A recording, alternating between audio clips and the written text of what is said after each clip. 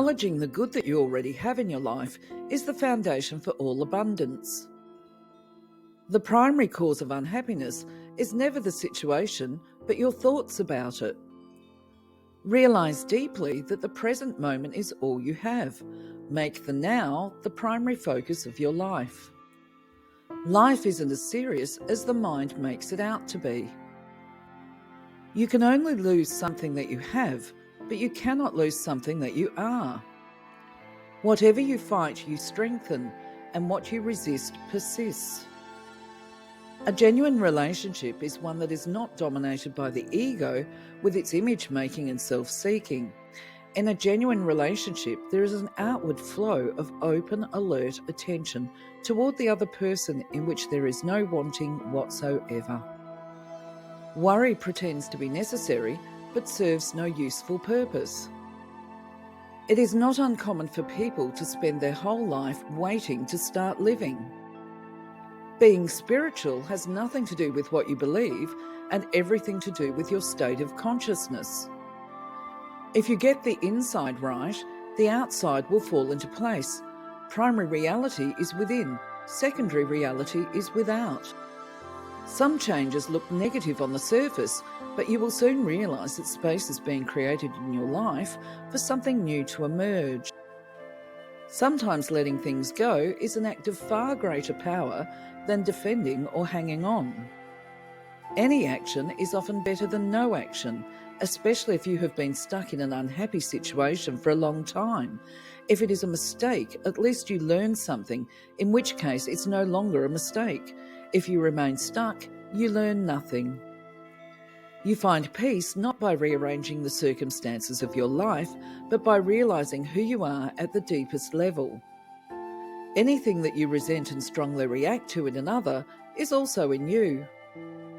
Time isn't precious at all because it is an illusion. What you perceive as precious is not time, but the one point that is out of time, the now. That is precious indeed. The more you are focused on time, past and future, the more you miss the now, the most precious thing there is. Is there a difference between happiness and inner peace? Yes. Happiness depends on conditions being perceived as positive. Inner peace does not. Pleasure is always derived from something outside you, whereas joy arises from within. You do not become good by trying to be good, but by finding the goodness that is already within you and allowing that goodness to emerge.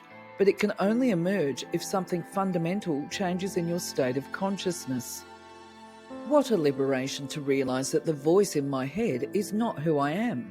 Who am I then? The one that sees that. Living up to an image that you have of yourself or that other people have of you is inauthentic living. Don't let a mad world tell you that success is anything other than a successful present moment. Don't seek happiness. If you seek it, you won't find it, because seeking is the antithesis of happiness.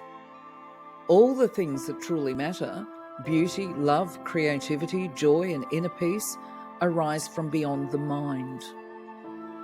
The moment you become aware of the ego in you, it is, strictly speaking, no longer the ego, but just an old conditioned mind pattern. Ego implies unawareness.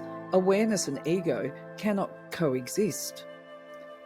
Life will give you whatever experience is most helpful for the evolution of your consciousness. To recognize one's own insanity is, of course, the arising of sanity, the beginning of healing and transcendence. The moment that judgment stops through acceptance of what is, you are free of the mind. You've made room for love, for joy, for peace.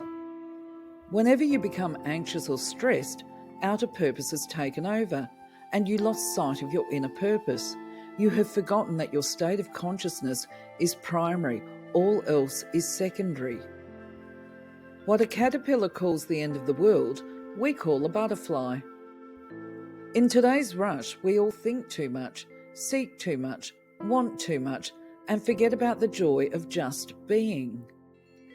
It is when we are trapped in incessant streams of compulsive thinking that the universe really disintegrates for us, and we lose the ability to sense the interconnectedness of all that exists.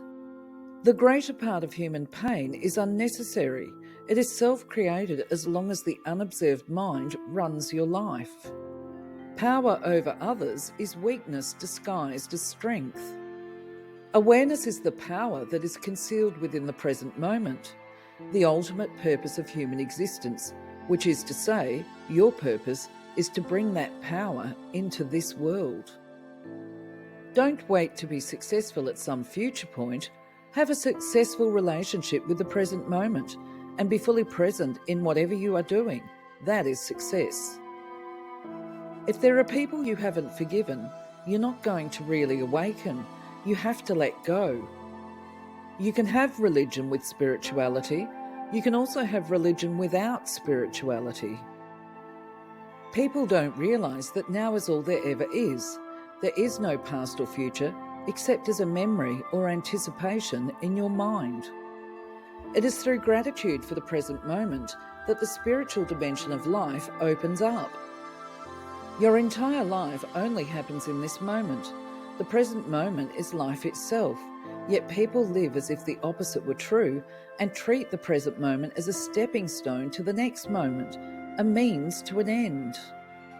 Love is a state of being. Your love is not outside, it is deep within you.